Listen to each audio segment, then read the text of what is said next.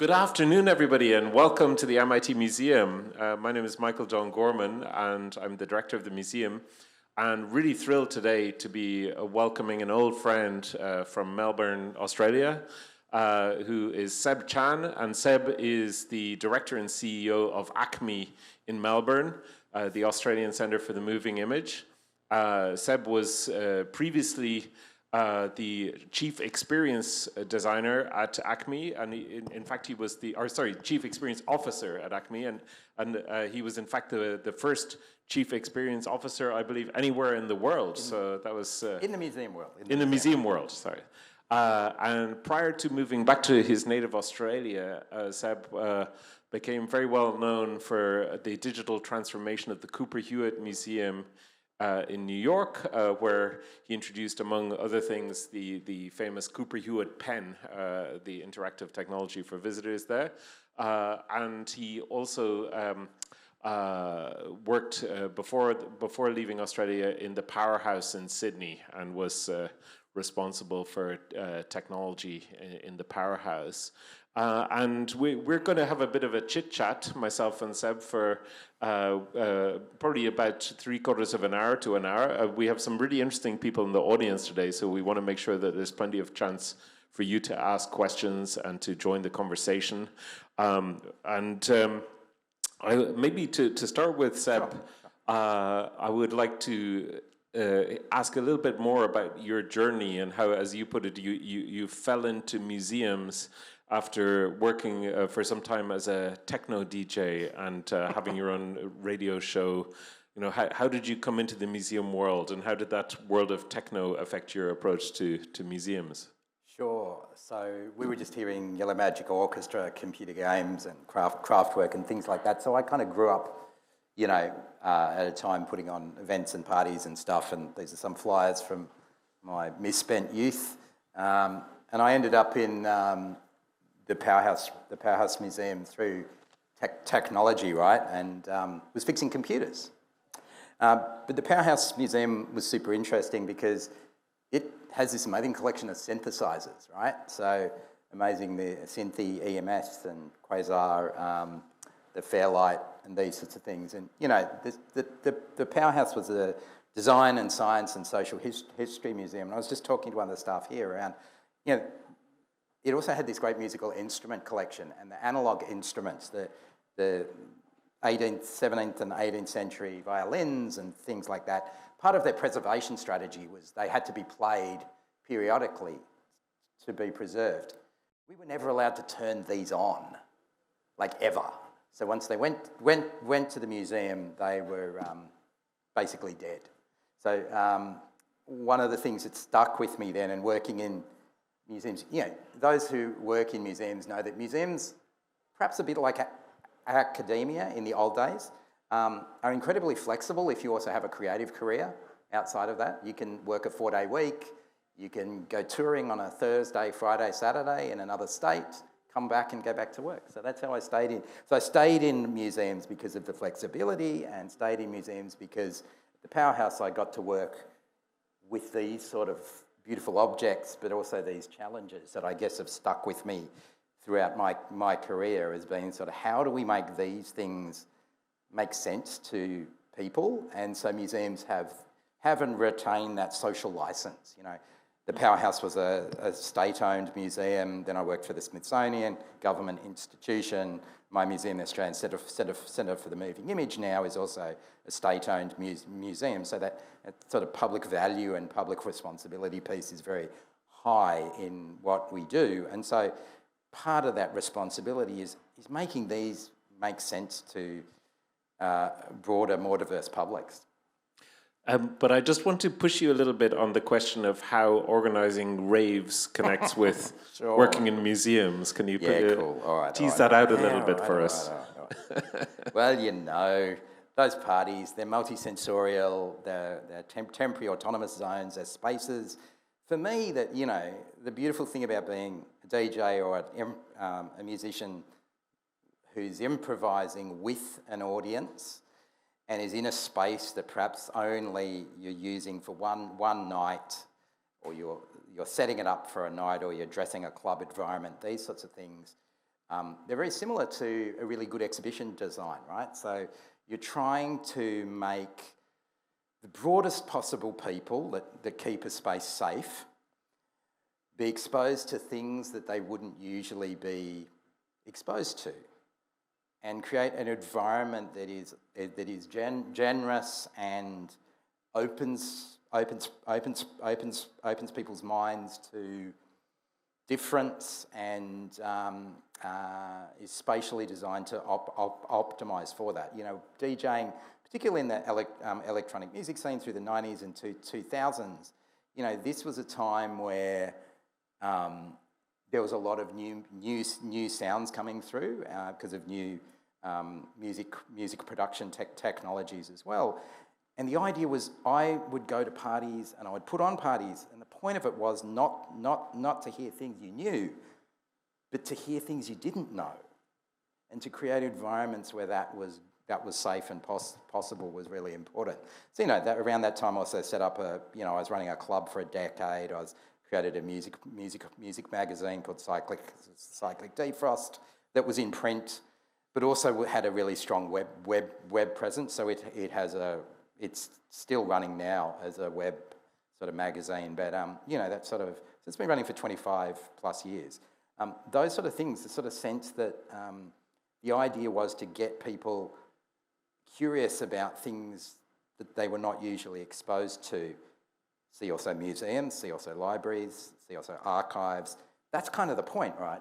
And I think what's interesting about music and that multi-sensorial thing, it makes you really focus on how to make those things interesting, approachable, and exciting. Mm-hmm. But that multi-sensory piece, multi-sensorial, it's always the thing I fall back on. That sort of multi-sensorial is really key.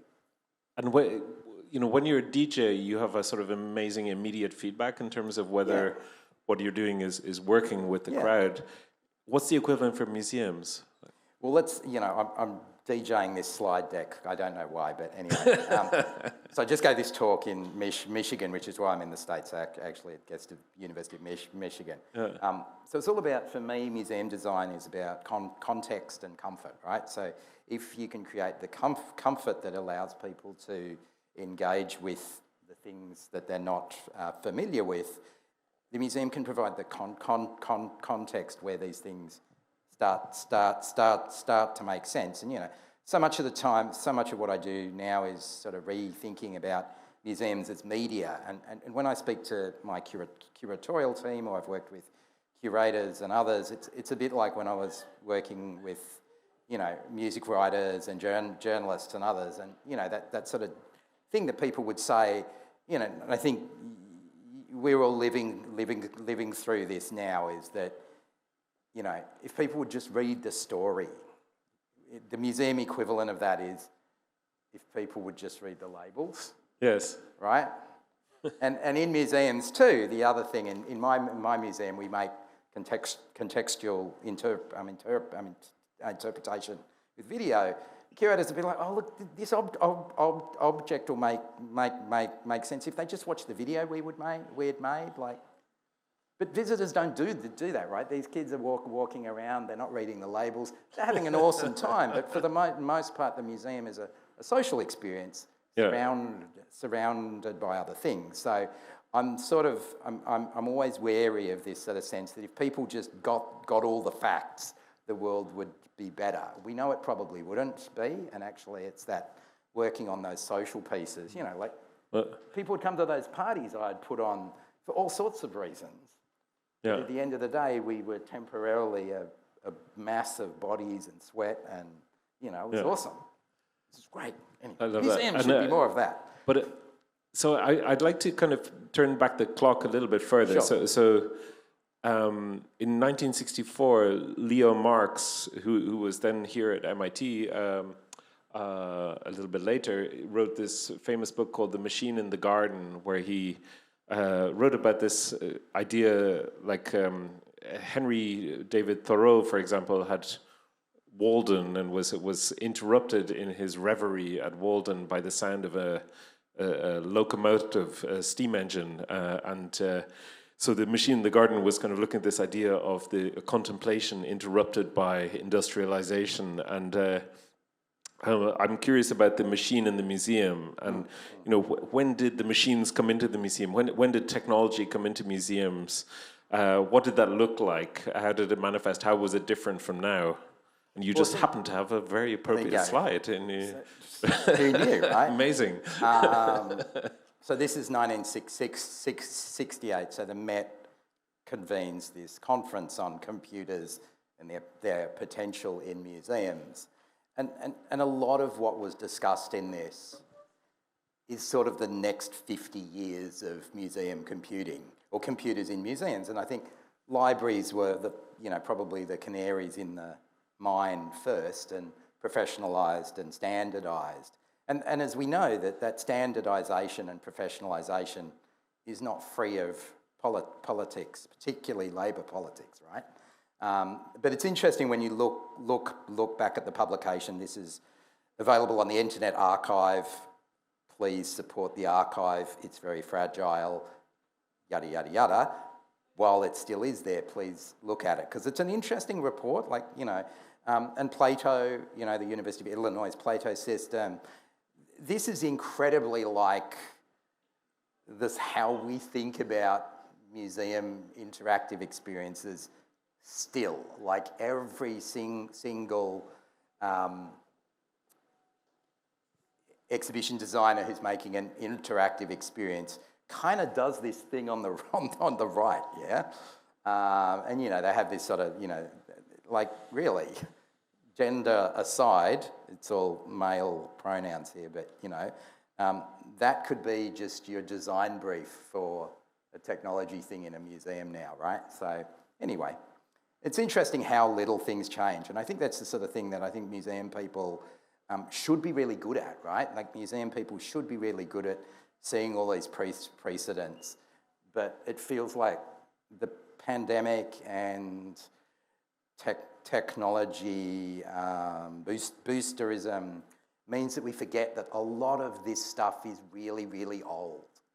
And we haven't had that shift into what is, say, an internet native museum is still a dream, right? Or nightmare. I don't quite know these days which side it's not sides, it's a spectrum, of course. But yeah, it's that thing. So a lot of the work now that I do, when I was at the Powerhouse, we were doing stuff with the first smartphones and, QR codes in 2009. This is from my blog from 2009. And look at that Nokia phone. I mean, really. And the density of that QR code was anyway. But, when you think about museums as media, I think Dan Hill, an urbanist from Australia, really was prescient in 2006 when he was writing about Lost, the TV series. And sort of if we think about how museums have tried to become like media organisations 5, 6, 7 decades after Dan's writing about Lost, this sort of stuff only works at that mass scale. It's probably only there and available to the international brand museums, so the Louvre, the Met, MoMA, British Museum, the brand institutions, right, where they're an idea rather than anyway.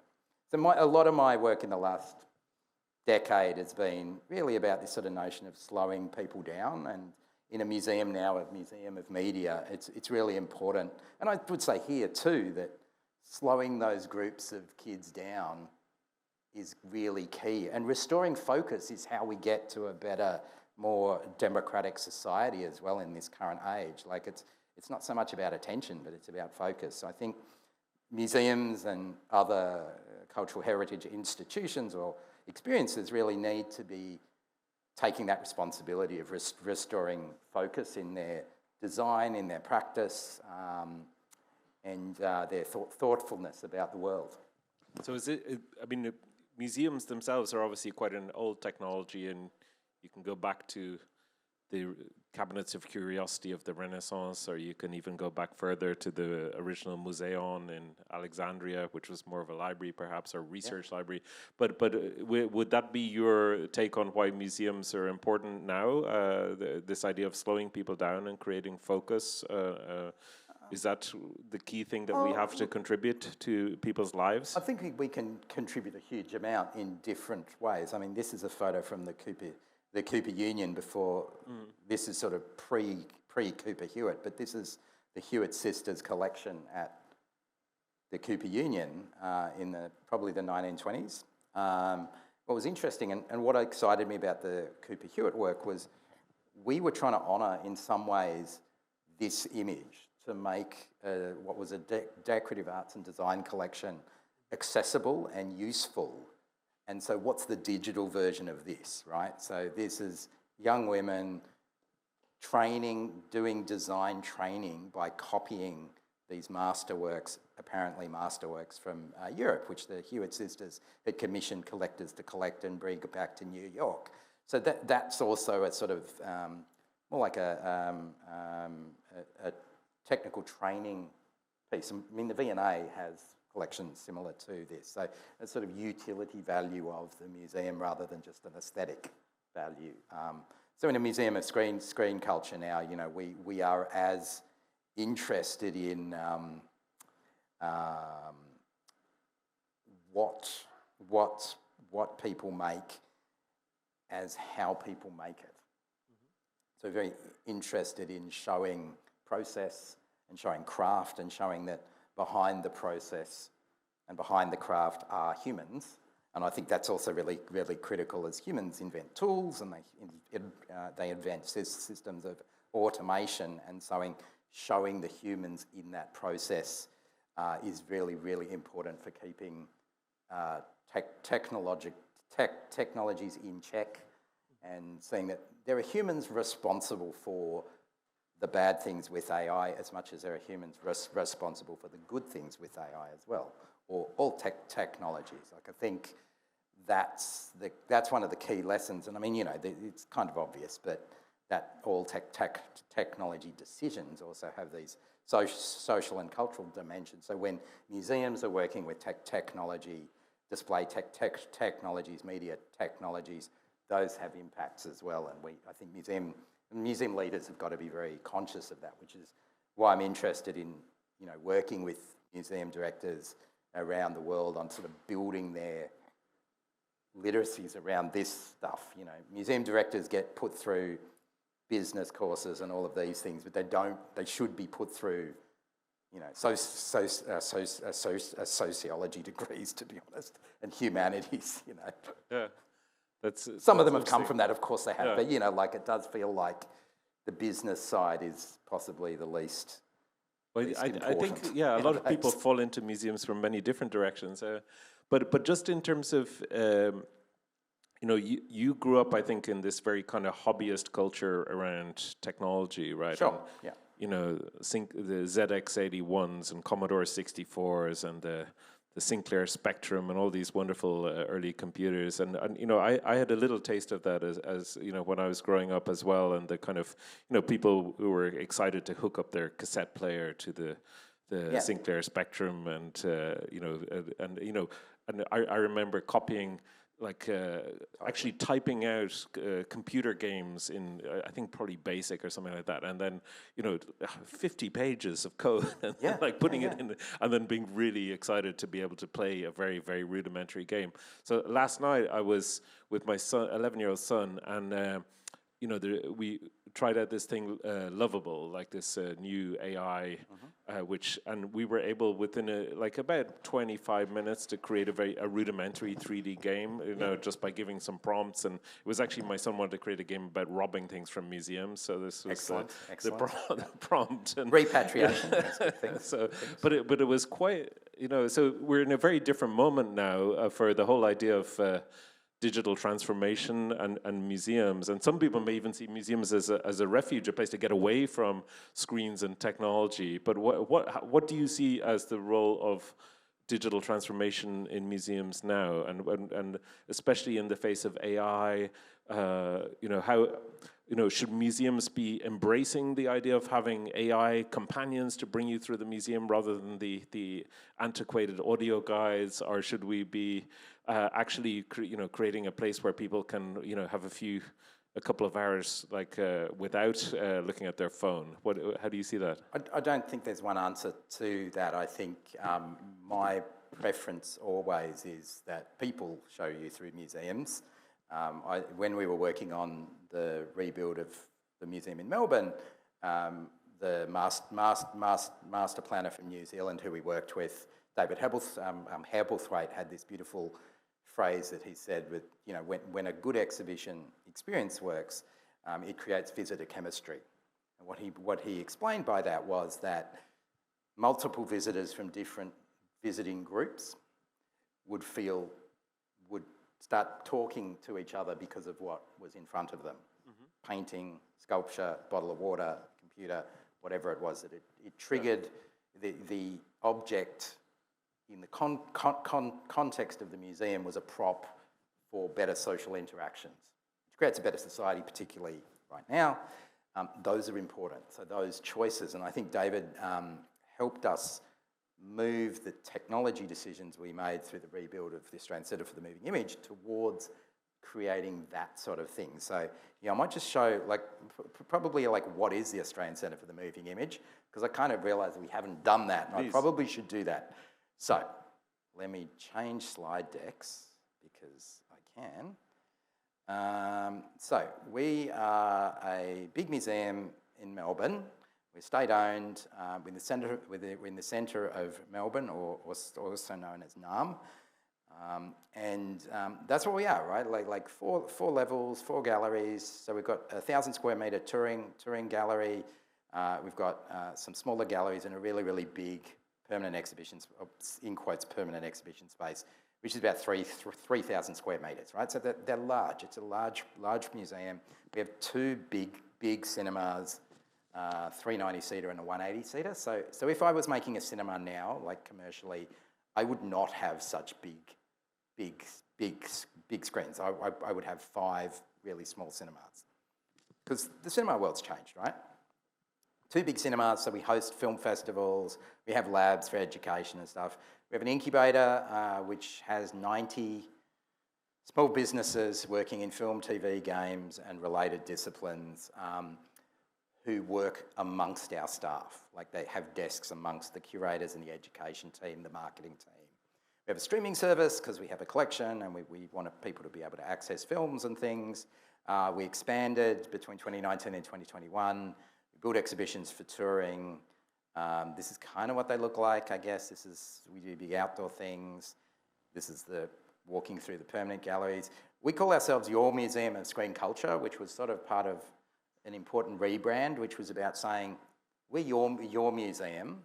And that's particularly important because screen culture is all around us. And sort of when I was at the Cooper Hewitt, we would often talk about design being all around us, like screen culture perhaps even more so at the moment, and screen culture has particular complexities within it. So we commission lots of artworks and interactive works. We build exhibitions in-house. We work with theatre designers to work on exhibit kind of design. We have a very strong audience research practice, so we're very much about understanding how visitors are changing. We commission video games.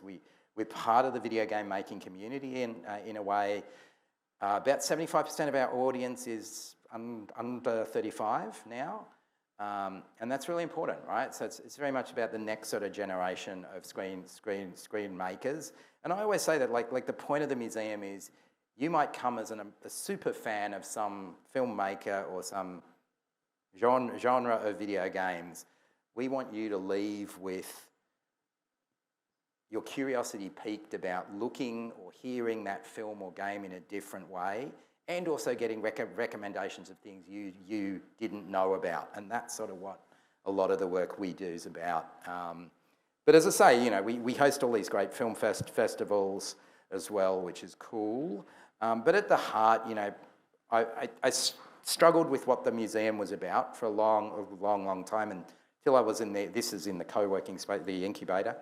That the museum really is a museum of what in the screen financing sector is called high capital creative works, right? So they're all things that cost a huge amount of money and take a lot of labour to make. Like from AAA games, big Hollywood films at the massive end of things, but even a small TV show pilot costs a huge amount of money compared to like a artwork. The labour is always collective and team-based as well, so that's another nice complexity to have because we want to show the people behind the scenes, and that kind of fuels into stuff. So analog collections, that's a Commodore 64 video game I grew up with on cassette. Celluloid actually is pretty robust, like it gets damaged, but it is robust. We restore and digitize those. We collect the design documents for really great video games like this. We work with local filmmakers like Adam Elliott. This is Memoir of a Snail, Oscar nominated, amazing animation. Role, and Grace is voiced by Sarah Snook. Standing next to her so this is great because we've got all the models from the stop motion. And even if people haven't seen this film, the materiality of this is so beautiful. So yeah, it's kind of cool. But also, like, you know, the Goose game, we kind of make exhibitions that contextualise that game in a longer arc and all the things that inspired the game as well. So the Buster Keaton sequences, the Charlie Chaplin sequences, these sort of things that have analogues in the game and are specific inspirations for it, are the sort of things that a player of the game probably doesn't know or hasn't seen. Great commission stuff. I might show some more longer pieces. Is that useful? Would that be, you want to see something like one of our commissions or something? Let me show you the Goose Game thing. I've got these in. Yeah, let's have a taste. Let's switch decks again. Okay, so this is the Goose Game exhibition, right? Oh, hang on. No, that's the same one. Sorry, wrong one there. What am I doing? Go to the proper one. Here we go. Okay.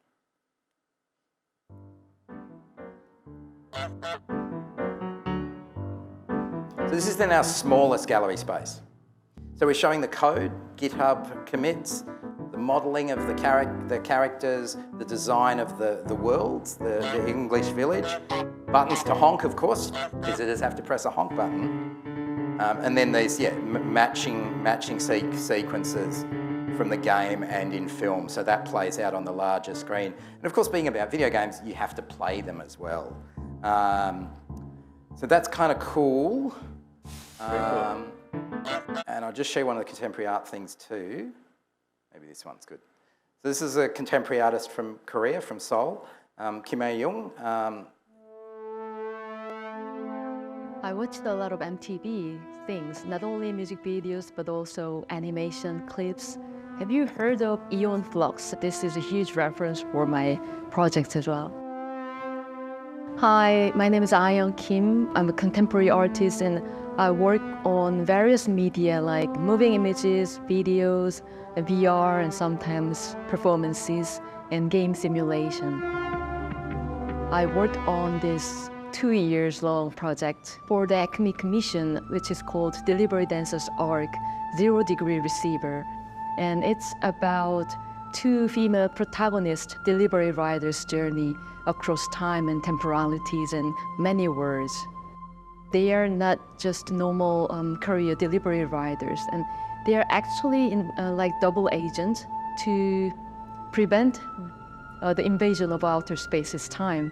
So there is a certain entities called the timekeepers, which are residing in another possible world, and they are trying to transplant their temporalities and calendars and time mechanics into this world.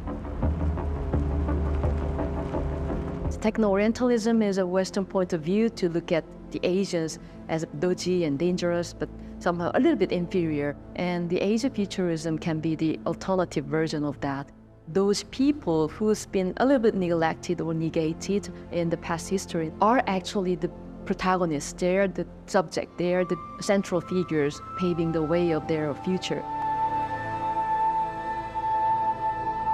I deployed many different visual aesthetics, including live-action shootings with actors and game engine simulations, this building 3D environments.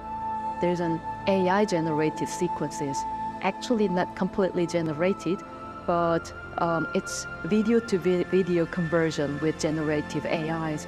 So when you see this live-action footage of actors fighting and chasing each other, their face and their bodily shape changes, shifting to some two-dimensional animation textures. There are really so many people get involved in the project because my imagination is exceeding every time, and you can see it.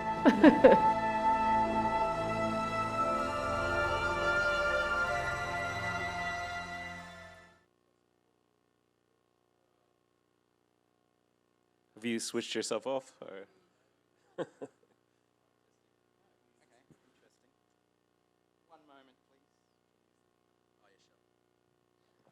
Is that on? Yeah, there it is.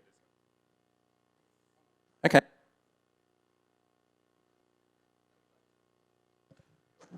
So I guess what's always a challenge with these sort of works is there's a lot of conceptual stuff in that, and that's what we try to foreground for the visitors, but obviously we need to have them sit and spend time with this. And, you know, as any exhibition designer knows, the first thing that gets cut from museum design plans is seating, particularly comfortable seating. So one of the big things we've been doing is, in exhibition design, first thing that goes in is the seating, and we try to figure out how to make that comfort level go up enough that people are going to spend time with those works, because it's really important that people slow down. So one of the things that was key in that, and I'll just jump decks because this is useful probably here.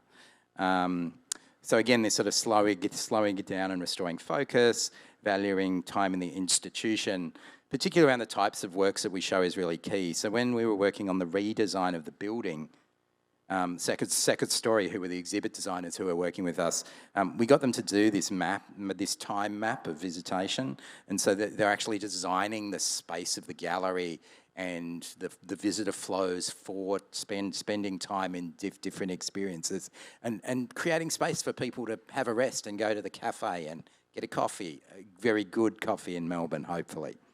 So when we did Marshmallow Laser Feasts for survey show works of kind of nature, which I can show a little clip of too, the key thing in this was about trying to create an experience. So we'd taken these works out of virtual reality, and we worked with MLF to explode these. And so we worked with them not only to explode them and slow people down, which I'll show in a sec, we also worked with them to make sure that they got to talk about how those works were made and the technologies used. And this room in the audience research was incredibly popular. So people enjoyed seeing and experiencing these multi-sensory works. But then on their way out, they were like, I want to know how it actually was made.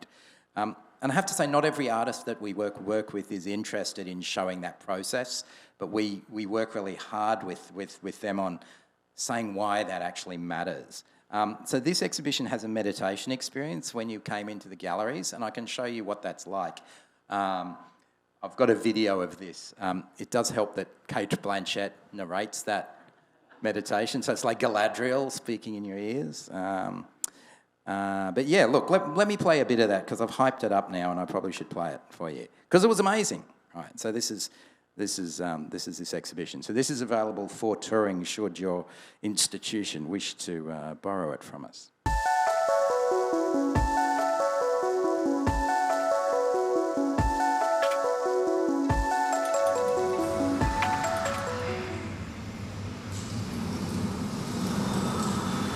So this has a soundtrack across the entire space, 96 speaker array. Again, very immersive because of the sound. So people would start off at this experience of this giant visualization of a tree. So taking nutrients from the earth and creating oxygen. From the forests, exhale.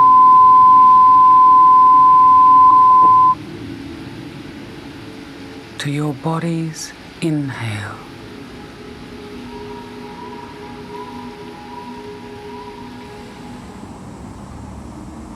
So I'll just pause it there.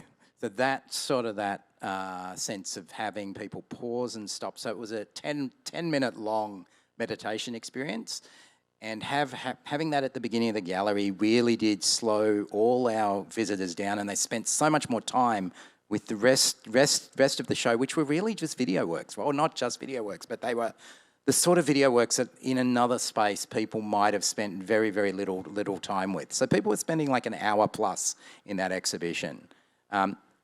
It had like maybe nine or 10 works in it. So that's a really long time. And again, without that meditation experience, I don't think it would have changed their frame of mind and their mental state to settle into a long experience. And I had parents writing to me and saying, I've never had my kids ever sit as still as that and be as engrossed for as long as, like, this is good. The exhibition design is excellent, right? So, you know, so we're learning a lot from that process. So in all our exhibits, we're now designing with this sort of how do we design exhibition experiences that get visitors in the frame of mind to sit with and encounter more challenging works, which frankly need focus. Because if you don't do that and design with intent, visitors, you'll be presenting things to visitors that are not the sort of urgent stuff we need to be presenting and the topics we need to be engaging with. And so you've presented some beautiful examples of humans and technology interacting in museums, but I would like to ask you about when it all goes wrong. So, tell me about the failures, the instructional and spectacular failures that you've experienced in museum technology. So many. I mean, I think one of the things that's really important is, you know, that the things that I often talk about now is the sort of need to focus on maintenance and labour and these new skills that people need to maintain and create, maintain and make sense of these sorts of things. I think so much of the work we've done over the last 20 years has been fueled by things that haven't worked. So in my early time at the Powerhouse, we got commissioned to make one of the first interactive, museum collection explorers. This would be 2001, 2.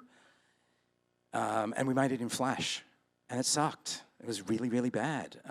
But the tools that we made to extract the data from the museum's collection management system at the time were then used to build a web-based collection navigator that became, the one that people would do user tagging in and all those things that the Powerhouse was kind of famous for from about 2005-06 to about 2010.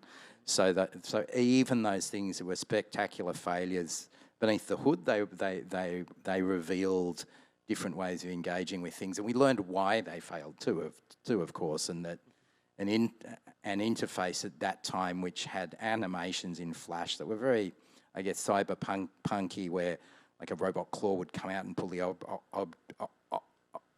object out of storage. It was those terrible animations that kind of are sweet now, but lost to time. And so the Cooper Hewitt pen was one experiment in giving visitors agency as they go around the museum through a device. You have in ACMI, you've got the ACMI lens, which is something that people take around with them, but which is more analog in a way. Well, it's kind of. But where do you see? Are we now completely reliant on people's own devices, or is there a future for museums giving people a device at the door? Where do you see that going? I'm a huge proponent of what we've done here with the lens. So the lens, I'll play a little video. Let me see if this is. Let's do the video. All right, you've probably seen this because it's all over the internet.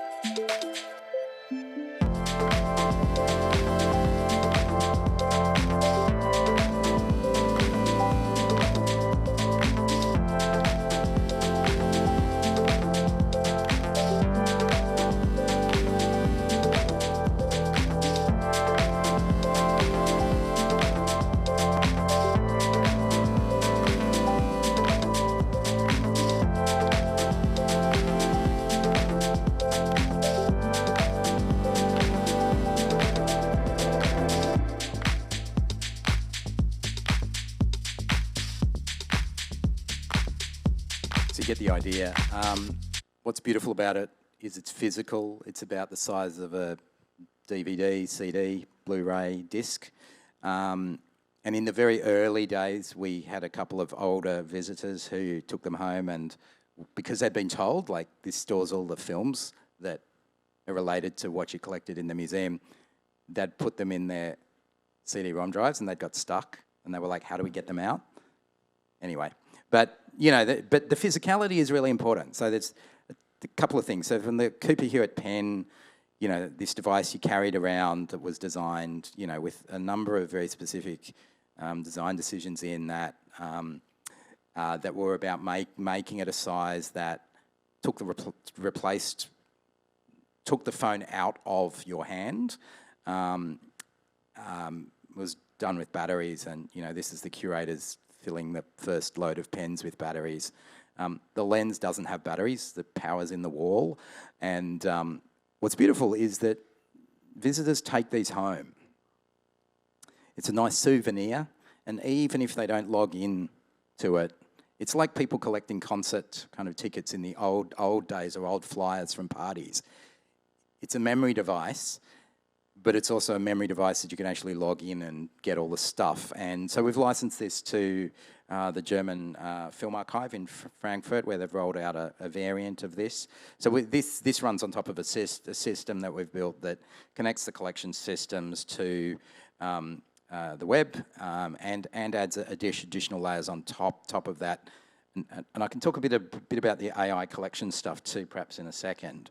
But you know, the point of having this as a physical thing that isn't your phone is it's about refocusing the audience, right? It's in the museum, they have a thing, it's not like the outside world.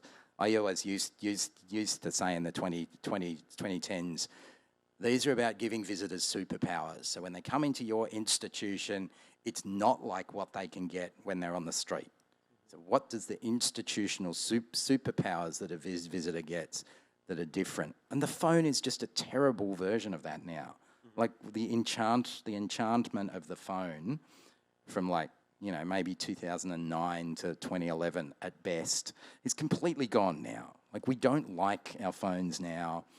My teenagers have probably not put an app on their phone for like 2 years, a new app. That world's gone, you know, or it feels like it's gone, right? So, you know. It's surprising to me that you think that. I think it's gone. Like, these are very utilitarian surveillance tools now. And it's important that we interrogate them like that. And I think there's great opportunity to use a museum app to reveal what these phones do.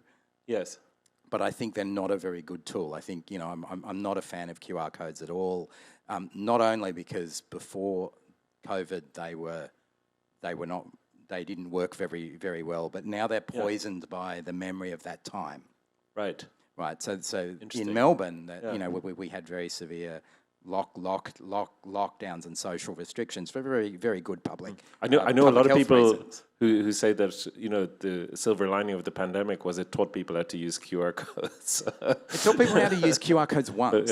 Like I think this is an important thing. This is a really important. This is important. So, you know, so the average visitor collects 20 things. I have never seen someone in a museum visit scan more than 5 QR codes. Interesting. Right? Because it's painful. Yeah. And it also forces you to look at your phone in that moment. Yeah. And actually, what's beautiful about the lens, and to a degree the pen too, was about go watch that thing later on. I know you're in the museum now, and there's this great interview with Michael John, who's the inventor of or was the director of this amazing film. Don't watch that now. Yes. Look at the models and stuff from that film. Right. But go home and watch the interview with Michael John, like, later on your couch. Like, that's really that's what both the pen and the lens Extending the experience. Extending the experience into a context where the visitor can actually focus on the content and engage with it. And it's that sort of thing, again, about valuing the time. I want to move soon into audience questions, and so should we just do the AI collections thing first? Well, there's two things I want to do first. Before the AI collections, I wanted to ask you about digital preservation, because this is something that also occupies us quite a lot here at the museum. Yeah. So we have, you showed work, for example, by born digital artists and who are working with game engines like Unity, but also there's so many artists working with AI. This year we have the 40th anniversary of the Media Lab here at MIT. Who's going to archive the Media Lab? This is all of that work. We have upstairs Hiroshi Ishii's amazing Inform Transform, which is a physical, digital, interactive object. How do you archive that? How do you preserve it?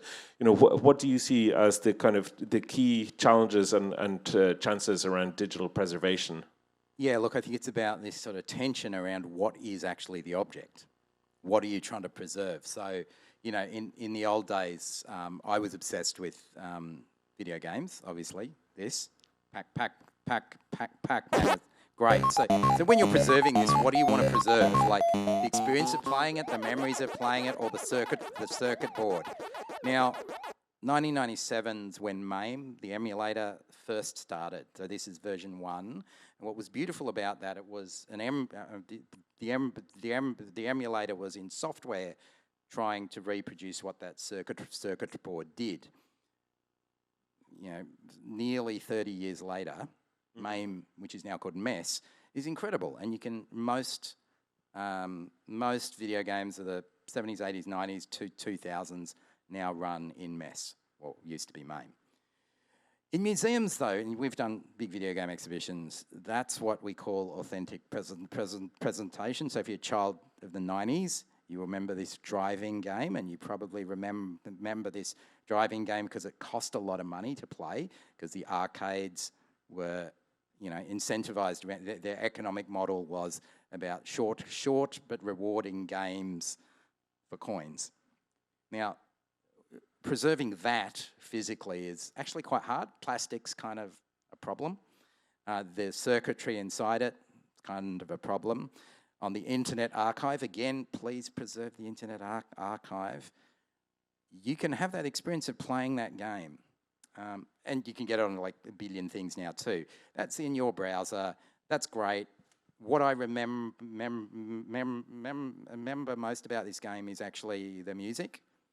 Like lots of things, but also the Internet Archive, and with emulation, you can do things like I can rerun the virus that deleted my thesis when I was a student in the Malware Museum. And like, it's actually the software experiences of the artifact, right? It's experience. I love the Malware Museum. What a cool concept. So we've been working for nearly 15 years now with Melanie Swarwell and other academics in the software preservation space in Australia. So now you can run games from our collection in these virtual machines in the collection management website, right? So this is an Australian game running in a virtualized Windows 95 environment. So again, the sort of the objectness, what is that? And there are new affordances now too. So this is The Hobbit, really important Melbourne-made video game, probably the biggest selling Melbourne-made video game of the 1980s. What you're seeing on the left is the game. What you're seeing on the right are the states of the characters in that game. So what was amazing about The Hobbit was all the non-player characters actually were running in real time in memory. So they didn't just trigger when you got to a location, they moved around locations too. So what you're seeing on the top right in the blue is the locations where all those things are. And what we were able to do in an emulator is show that on a map. Now that map doesn't exist in the game, so actually showing how the game worked is really important. And I guess I'm always interested in this sort of paradox that we're making software to display software, and that's resistant to exhibitions. Like, that's really hard to exhibit. So when I was at the Cooper Hewitt, of course, we collected Planetary, the sort of first app in the Smithsonian collections, released the source code on GitHub. Okay, what are the affordances of that? You can show the variable history of changes and how the creators were working with the limitations of iOS then. And so the context matters. Of course, this being the Smithsonian, you have to print it out and put it on a shelf with a ID. So this is Dig 001. And, you know, we were writing about this, is sort of this notion of the source code allows future design researchers to make sense of it. Now, people were like, when you open kind of source that, it was an experiment, it surely failed. Interestingly enough, in 2020, this piece of software, a developer in Sydney who didn't know any of us, got it working again and remade it for contemporary iOS, right? And what's beautiful about this is that what's being preserved is the idea of Planetary. It's not about the original Planetary being a thing. It's about that the idea of Planetary can be moved forward. So you can get Planetary again on the app kind of store for free, remastered, which is kind of beautiful. So there's this sort of trust in community preservation. If you create the scaffolding to allow the enthusiast communities to engage with the objects you've collected on their behalf, maybe they will be part of that preservation journey forward. And I think that's really important. That's a really interesting point. So it's really kind of important. like, how do you create a priesthood around the object almost of the community? Or maybe not a priesthood, but like a community, a mutual aid for objects, let's say. I am very keen to open it up to the audience. I know you want to talk about AI and collections, well, but just because everybody asked me about it. Let's hold that one for the moment, and let's open it up to the audience. And if nobody asks a question about AI and collections, we will answer it. So who would like to ask a question about anything to Seb Chan? Or do you want me to do the AI thing? David Leonard.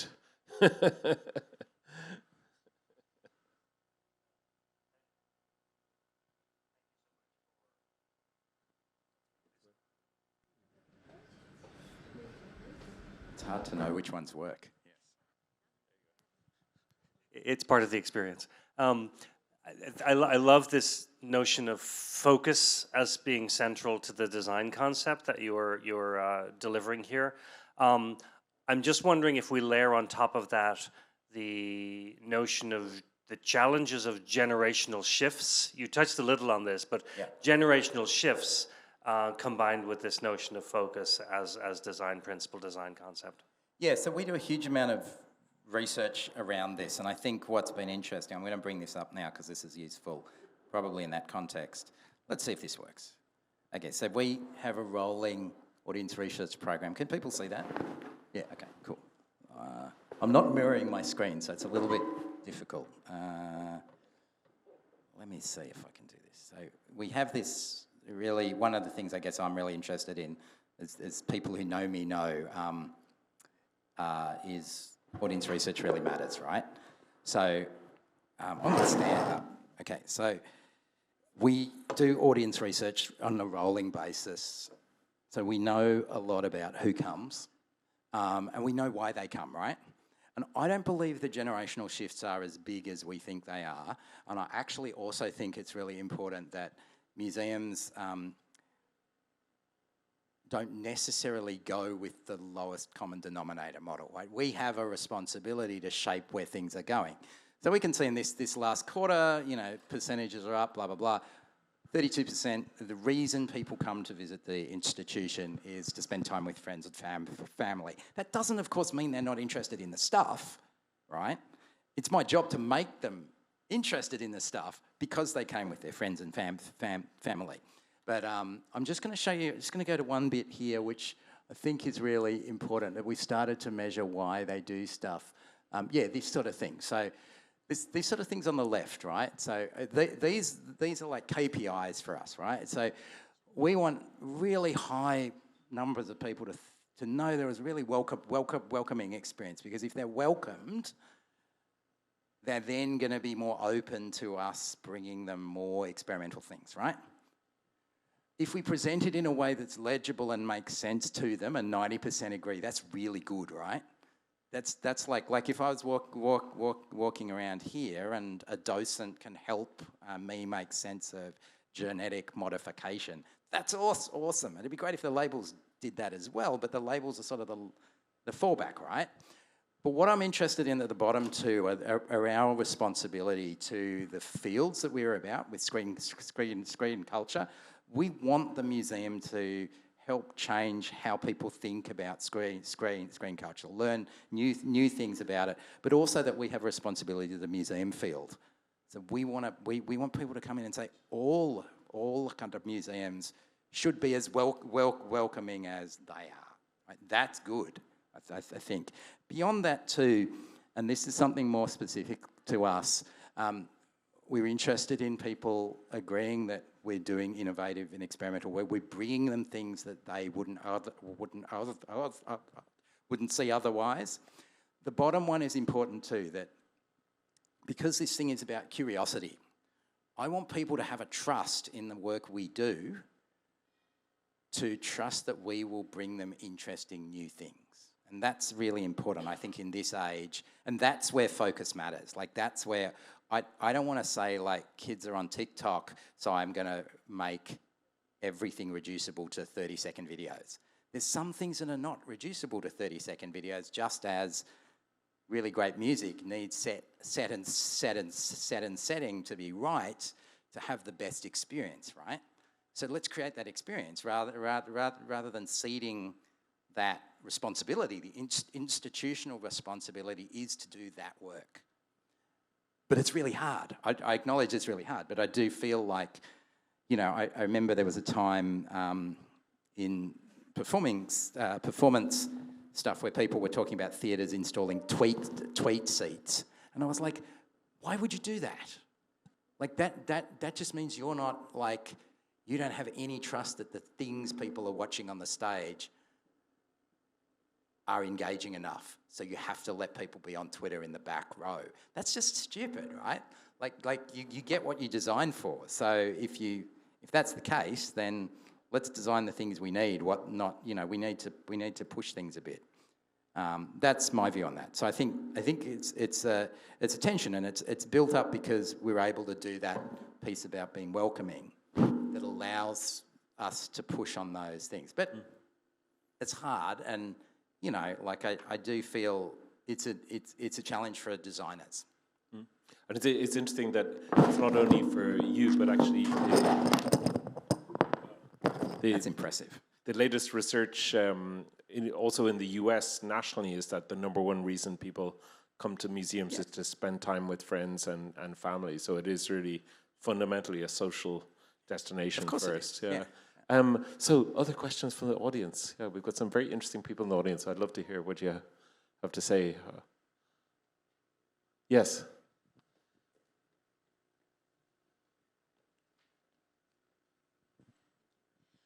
I'm really curious in the focus on like audience attention and focus within the museum setting and the relationship between that and funding.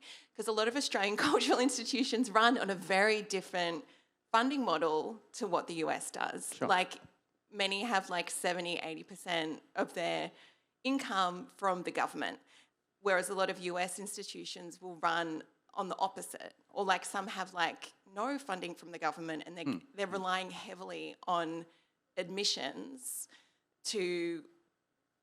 and visitor numbers, people coming in to cover expenses. And I'm just curious to get your thoughts on like how, like you've worked in the US, you worked in Australia, like what are some of those like the differences that you've observed, and what are the implications of that in terms of like how exhibitions are designed and the capacity to allow for people to slow down, to have smaller visitor numbers, you know, across those different contexts?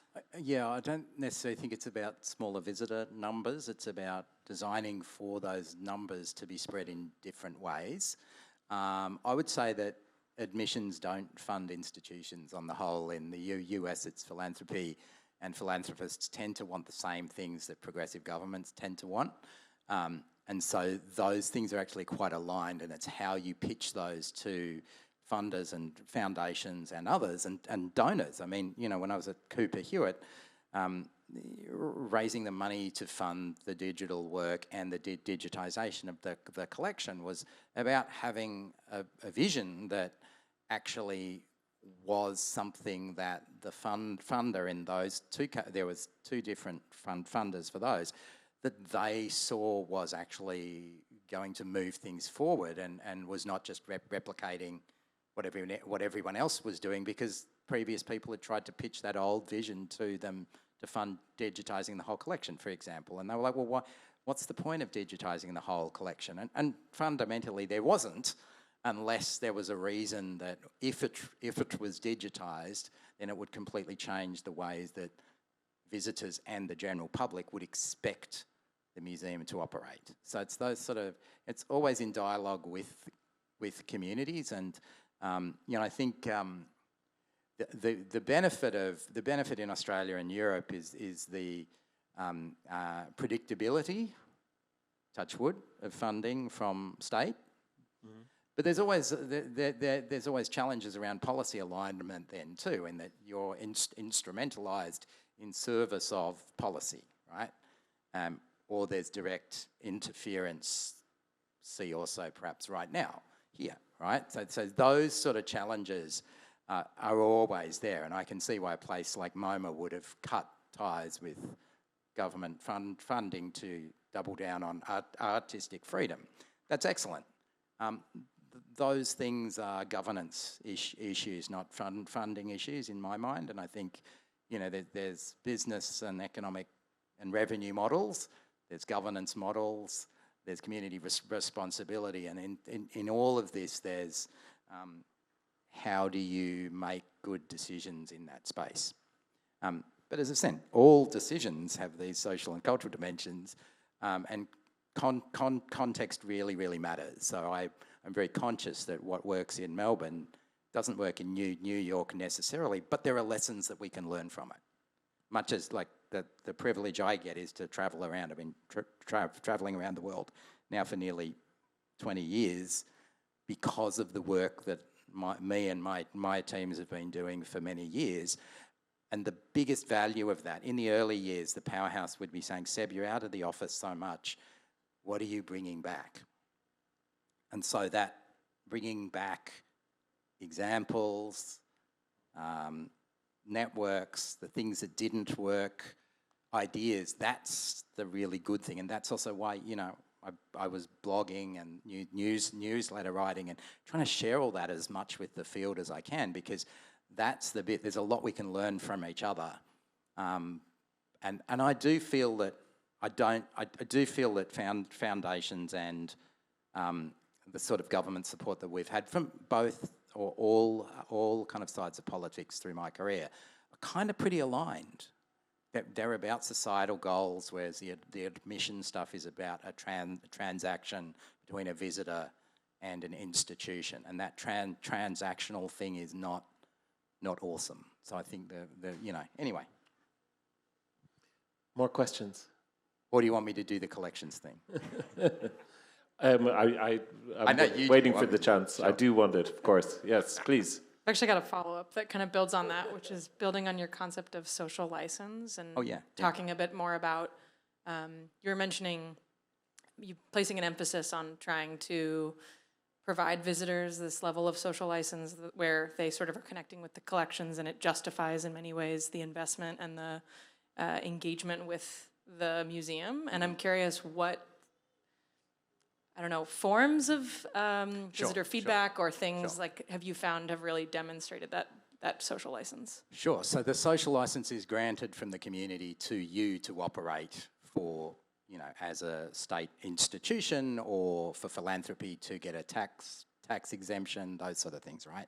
So the social license is a broader piece, and I've just tried to tie it to institutional transparency and also a visibility of process. I think we live in a world that, you know, is very complex and entangled, and everything is a result of interactions that are well beyond what we can see. So, you know, where is the wood for this seating come kind of from? All of this, it's complicated, and mostly in the contemporary world. Probably Canada. Yeah, probably, yeah, or Mexico, but yes, maybe Australia. But anyway, no. The complexity of the world, the public is broadly, I think, they don't have time to engage with all of that, right? So I think it's really important that museums keep asserting why they're relevant.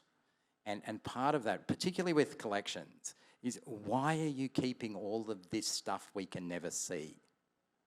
And unless you show why that matters and show the craft and the practices and the skills and the benefits of those things, because exhibitions are a really poor way of doing that. I think, you know, one of the things that inspired our media preservation lab, which is on the second floor of our museum, being an open walled space, was a visit I did to the Utah Natural History Museum in Salt Lake City, where they have their fossil lab there. And I was driving through, or being driven through, because I can't actually drive, by a natural history museum worker who was saying, you know, in the countryside around Salt Lake City and in Utah, there are these amazing old fossils, and we can stop on the side of the road and we can see all these fossils, and we can see history and the long arc of time visible in the landscape. What was beautiful about the Utah Fossil Lab was it was taking stuff from the region and showing that to visitors and showing the work that goes into cleaning, preservation, making moulds, casts, all of that. And it's really fascinating to people. Like, you know, peeling back how those things work is incredible. And so we designed our media preservation lab on that. Digital preservation is not performative in the way that fossil preservation is. It's computers. It's really boring, but people love it, right? And of course, the other big inspiration for that was the Exploratorium, right? So the Exploratorium making exhibits in plain sight. So rather than closing off the doors and putting up signs, you see the installers or you see them prototyping. That's really important, and it gives people a connection to how these things are made. And I take that further to go with artists and creators that we work with, and showing the labour that goes into stuff is really important, you know. And I think that builds a different type of engagement with visitors. And some of those visitors want to work in museums then too. They're like, this is amazing, I want to do that. And that's really cool, right? Or libraries and other places. But it's that kind of sense of showing the craft. So I think our society over the last decade or so has become so, in the global north, has been so much about making a frictionless world. But actually people don't want that. Like, we want to see what's creating the friction. I think we really do. Certainly younger generations are fascinated by the materiality of stuff. Like, they're like, what's that video game stored on? Like, what's it on?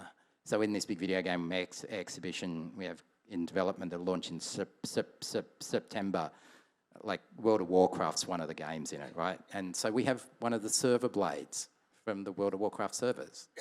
Like, we're going to have to explain like what that is, but that's really important. This game worked because of that, and that's made out of silicon and, you know, all these things, and computation in the cloud. And what is that? It's server farms. Like, that's important.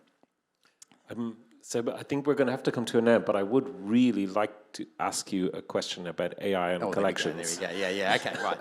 All right. So I have to do this because Michael John was like, Seb, you've got to do this thing about AI. So it's like, so we've been working with machine kind of learning and museum collections for a really long time, before the Gen AI thing, the hype cycles and all the noise. Okay. So in 2007, these Berlin-based artists made this amazing video search site, right, called 0x DB, that allowed you to search TV shows and films by dialogue. Okay, so what they were doing was they were not storing any of this. What they did was they looked at torrents and they used the subtitle files shared with torrents to build a database of time codes and the dialogue. So I could search for museums and it would pull up the frame from, I think, Mad Men Series 5, Episode 12, where this character says the word museum. And I was like, that would be kind of cool to do with a big video collection. This same tool, this website that's an archive of Bollywood films from the 1920s on, uses the same tools. Sam Levine, who's an artist in New York, did a tool in 2013 called Videogrep, and this is the word time in this not very good film called Time in Time. Time for a girlfriend. Besides. So it just makes this supercut of all the time the word time is said in the film, right? And it was a command kind of line tool that would just auto-generate this. Videogrep 2 was launched in 2022. This is not using machine kind of learning at all. And what was beautiful about that, you could point it at your own video. So this is me saying the words museum, change and data in a talk I gave in New Zealand. Museum. Change museum. Museum, change. Museum, Change for change. Change. museum, change. Right? Change. Right, you get the idea. Great talk. That was the Fireside Chat, right? You saw the Pixel Fireplace, right? 2016, Anastasis Germanidis did this project in New York where he pointed at his Blu-ray collection, right? DVD collection. He was like, well, look, let's point all these image recognition tools at my DVDs and Blu-rays and see what it does. So this now did all the scenes that were set in a bedroom, in a mall, in a library, on a beach, these sort of things, on a motorway, on a bridge, and it would just automatically classify and create these supercuts. Germanidis went on to be one of the founders of Runway ML, the big video-to-video AI tool set. So I was interested in this, like with working at a moving image museum, a screen culture museum. Well, what does that mean? What could we do with that, with a large like a very large collection, petabytes of film and TV shows? And so we were like, well, what is a museum? How does a computer look at, and what does a computer see in a digitized film? So this is a single channel video work. That's every 30th frame, and it classifies that. And you can now go to our public website and you can search these things. So this is searching for the word technology within the traditional metadata of a museum collection, so all the things with technology in the metadata. You can also search for the word technology within the dialogue of that, and it will jump immediately to the sequence, depending on the internet connection speed, and it will play that sequence where the word technology is said. New technology is a pretty frightening thing because I don't think many journalists can say. Guys, that's kind of cool. But now we can also see what a computer hears. So now it can also pick up things like a dog barking in the background of a digitized sequence, which is something a cataloger would never put in. I came from Germany. You hear the dog in the background? Because we're living in Germany 5 years. And then, of course, we do the frame analysis too, so we can pull up the sequences where the dogs appear. So this is creating new discovery tools, and what's been interesting about this is actually this is not just about making a beautiful frictionless search kind of tool for researchers who don't actually want this. Like, researchers don't want this, really. It's cool, though. What it is about this nice phrase from Tim Sherratt, who's a digital humanities luminary in Australia, and Mitchell Whitelaw, that it's about showing the seams. It's about showing where this doesn't work. So when you search for a cat, you get possums. Or in this case, in this country, squirrels probably, right? And it's a very American training kind of data set. But in a museum context where you're not searching for precise things, as a fuzzy search tool, this is actually really good. But it gives us an ability to reveal the seams, and that, for me, is about rebuilding a type of trust in the institution as one that is looking at these new tools with a thoughtfulness, and like an exhibit, trying to reveal where these things don't work as well as the people who are making the videos for the VCs to raise another round of financing make, right? They need to make videos that are all about what beautiful things it solves and all of this stuff. What we want to do is show where it doesn't always work, but also where it has utility, right? So now we do have people coming in, looking at our archive with different reasons for visiting it now. They're not just searching for a particular film, but now they can search for thematics and these sorts of things. So we like to do that sort of stuff. So revealing the seams and also enabling a new form of remix culture, so it all comes around. But thank you. Indeed. We're going to have to finish up there, but I really want to ask you to join me in thanking Seb Chan for this amazing, dizzying tour de force. Thank you, Seb Chan. Thanks so much.